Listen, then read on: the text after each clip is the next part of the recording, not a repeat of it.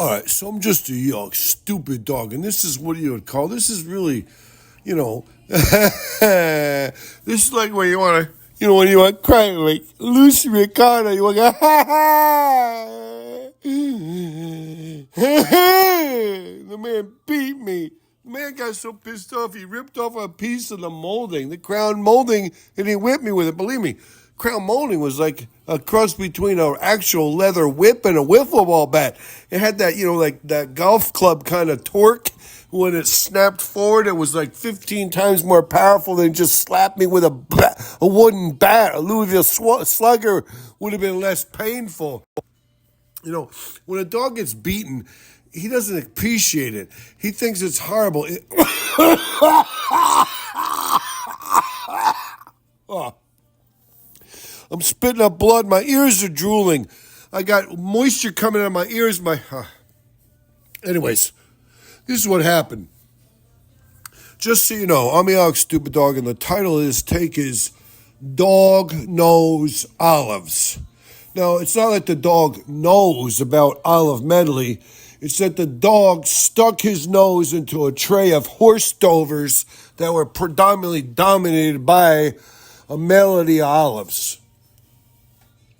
The man was pissed that I stuck my nose into his horse dovers tray that he had really taken a lot of time and a lot of expense to create for his friends that were coming over, because the man don't have too many friends and they hardly ever come over. He's like, oh my God, this dog, I didn't know. Every time, you know what I'm saying? The man, anyway, so I stuck my nose into his horse dovers predominantly because I smelled the Gouda, the smoked Gouda. So his horse dover tray was a melody of really high quality olives, all pitted, bunch of really meaty, delicious olives, some red pepper, a lot of high quality olive oil. And on top of that, or next to that, he had some really crumbled smoked Gouda, some torn up smoked Gouda. He had some smoked salmon or smoked capers or some kind of smoked fish, but that wasn't really a big part of it. And he had these delicious chili cashews, olive medley, smoked Gouda. I was overwhelmed. I couldn't help it. I stuck my nose in it. He ranted, he raged. He's like, dog, what the hell you doing? My guests don't want dog slime-nosed olives. My guests don't want dog-nosed olives. I was like, the man, and then he started whipping me. He started going crazy. He tried to hit me. I was ducking him because even as old as I am, he's even older. In dog years, it turns out I'm much older than him, but in reality, my dog's sinews, my dog's synapses, my dog reflexes, my dog muscle is still a little bit more spry than the 58-year-old man's, old, crumblesome, dotsome, feeble synapses, sinews, and bulk of muscle. Turns out like an ancient old 17, 18-year-old dog who's really like 127 in man years is still a little bit more spry than an old man who's 58, 59 years old in human years, whatever, it doesn't matter. Anyways, I looked at the man, I was like, hey, dude! He started whipping me. He started trying to swat me, he couldn't swat me, so he ripped off a piece of crown molding.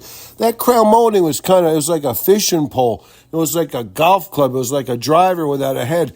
It had that whipping thing.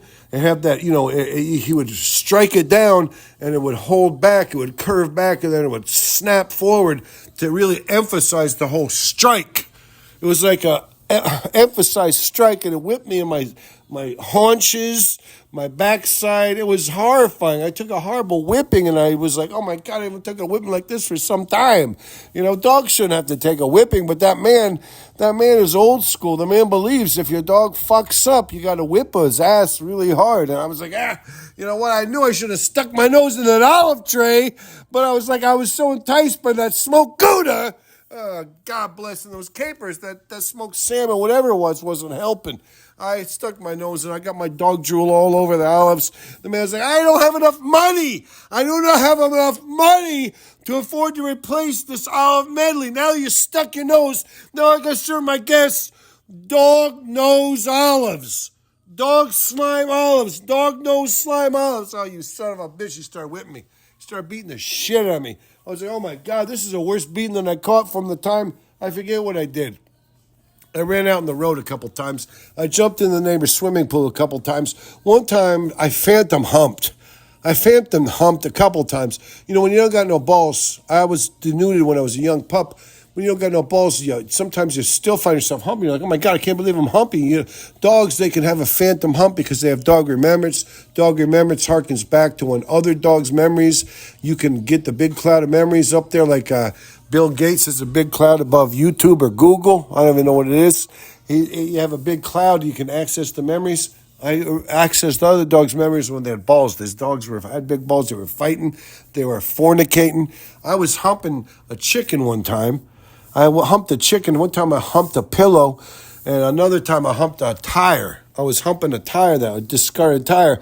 Each time the man beat the ever-loving piss out of me. But this was a worse whipping because he grabbed the whole... He was so distraught and pissed off because his guests never come over too much. And he was finally going to have some upscale, really cool guests back from the day when he was like, he would go to manor houses. When the man's dad was alive, he would take him to all these posh Hamptons soirees. Hamptons soirees. And he'd be like, oh my God, I can't believe I can't fit in. He would feign that he had a hearing loss. He would feign that he was deaf. Plus, he would also say, besides the fact that he was deaf, he had lip reading dyslexia. So anyways, but he still loved going to those soirees. He still thought that was the highlight of his life. It was the highlight of his summer. It was the highlight of his year. And so he was trying to rekindle those old feelings at the 59-year-old age that he was inviting some big old monkey-mucks, some posh people. They're all Western Kentucky. When you went to the Hamptons, you could see anybody. It was mostly a bunch of Northeasterners, but whoever. They invited people from the South. If they were rich elitists, they were the Northeast. I mean, the Northeast is when bombarded. You have celebrities like Billy Joel and a bunch of nondescript Northeastern celebrities. You had posh elitists. You had rich people. You had the executives. You had the Wall Street crowd. You had the Florida hillbillies. Florida elites are Florida hillbillies in disguise. The Florida hillbillies, they rise up to the elite class. They don't shed their hillbillyism. You can take the I don't know what out of the Florida elite, but you can't take the hillbilly out of the Florida elite. Believe me, I know that much for sure. They would have the Midwestern Missouri Bronson people. They'd come over. They'd be, putting on airs like, the people from the Chicago, the people from Salt Lake City, the people from the whole West Coast, from Seattle right down to San Diego, all those North Californian yahoos. He would hobnob with these people, so he was trying to recapture that, but he was just having a bunch of Western Kentucky dudes. There was a few coal magnates. They don't even mind coal no more. There was a few horse racing magnates. They don't even race the horses. There's some more new horse racing magnates. These boys are old school, washed up horse racing magnates. There was some gambling magnates. They were Filipinos. I'm like, how you never came from Western Kentucky? There's like, I'm a current big-time gambler from Western Kentucky. He was a Filipino. I was like, what? I'm a stupid dog. But the man, he was like inviting these guests over, I think because he was trying to rekindle some of his old fornicacious, sexualacious appetites. He was trying to invite, I don't know if they were call girls, I don't know if they were straight up hookers. I think they flew a few of them in from Atlanta. A helicopter landed out there on the man's lawn, a helicopter from Atlanta, and these three, they said they were dancers. These women, looked like old, grody, ruddy prostitutes, but whatever, it's okay. He was going to have a big soiree, and he created this lovely thing. The man has a very special cocktail that he created. He calls it a green vodka martini. He puts vodka, a little bit of vodka. He cuts open a lime, a few drops of lime. Then he puts in some scallions, 2 scallions. He I don't know what you call it. You skin the scallion. You put the scallions in, 2 scallions, a little wedge of cucumber, and then he puts in 4 olives, and then he puts in a half of a lime over top of the vodka. He gets cheap vodka because He doesn't have very much vodka in his stores down there in the Great Manor House's vodka stores. They have lots of grain alcohol. They have absinthe. They have straight grain alcohol. They have a little bit of vodka, but it was like really true blue, great Russian. He doesn't share that with his friends when he's trying to have these soirees because he's like, I got to save this for myself when I'm a super old man, and I need to have some sugar-free, calorie-free, clear alcohol. But anyways, the man, he burst forth when I stuck my nose. I knew I shouldn't have stuck my nose up in there in that horse stover tray. I stuck my nose in the horse stover tray, and the man, he went wild. He started trying to swat me. He couldn't swat me. He fell over. He's so old and decrepit and fat, he started swatting at me. He would miss, and his weight would castigate him forward. He would crash into the next thing, a piece of furniture. It didn't matter if it was a Napoleonic piece of furniture or an old, Renaissance era Danish piece of furniture. He would crash into it. Finally, he put a wrestling move on me, and he ripped off a piece of the crown molding right down there on the edge of the floor. And he ripped off a piece of crown molding, and that crown molding was wiry. It was loosey-goosey. It had that whip factor, but it had that, it was like whipping somebody with a piece of Douglas fir. Like if you created some kind of a Douglas fir, a thin Douglas fir rod to whip somebody's ass, and you had the torque from you whip something down, and the tip of it at the end stays way back, but at your hand it's really way forward, and then all of a sudden it crunches and ratchets forward. It's how you really get a lot of torque and a lot of mayhem, a lot of very vicious. Anyways, the man, he said, "Dog, what are you doing? You cannot stick your nose under my olives. What are you, crazy?" He was so pissed off. And then I whipped around just before he started beating him. I said, "But you give me pizza privileges. Every time you get pizza, I'm allowed to eat all the pizza I want. I can eat the pizza right off your plate." And the man was like, "This is not one of those instances." And I was like, "Well, every time you get Hardee's sausage biscuits, you give me the sausage and you eat the biscuit. I thought it was just a case of like that where I could eat, I could do what I wanted to do. Every time I get mad and you're petting the cat, that stupid cat who can't kill a single mouse or keep a cricket out of our house or keep a cockroach out, I always roll over my belly, you pet my belly. I demand you pet my belly, you pet my belly. I thought it was like the Hardee's biscuit thing where I would get the sausage and you would get the biscuit." I was like, "No, that's not what it was like this time. That's not what it was." I was like, "Every time you eat chicken, you get one of them roasted chickens or whatever you call it, one of them roasted chicken at Food City or Walmart. It used to be there with Joey B. It used to be $6.99. Now it's $9.99. Joey B. It used to be $6.99 for roasted chicken. You get on the chicken for 2 days. The big dogs in the neighborhood, my dog, every dog, everything could eat off the chicken. Now the Joe Base, like it costs $9.99, and you're trying to make chicken salad for the next 2 or 3 days because you can't afford this anymore." You know what I'm saying? I was like, stupid dog's like, "You always gave me the chicken scraps from the roasted Walmart chicken." And then that was another thing. I didn't know if I should I'm an Eox stupid man. I didn't know if I should let the dog eat all them chicken bones, but I let him eat the chicken bones. I never seemed like I hurt him. A few times he vomited. Every time I give the dog a bunch of chicken bones, I hear him crunching them up. He's harvesting the marrow. He's having a good time. I'm wondering, is this a good thing? Is this really what you should be doing? Because they say sometimes the little chicken bones can make little spears and little barbs, and they could get embedded in the dog's, belly, in his stomach, and they make him vomit. And sometimes that dog vomits up some nasty ass, slimy vomit. Like I'm thinking, I'm a stupid man now. I'm thinking I should harness that vomit that dog vomits up and make some kind of industrial slime out of it.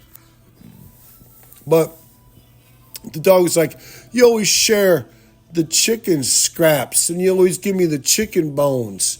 You always give me a big, healthy, beautiful portion of your steak or your pork chop or your pork loin or your beef tenderloin or even your venison meal.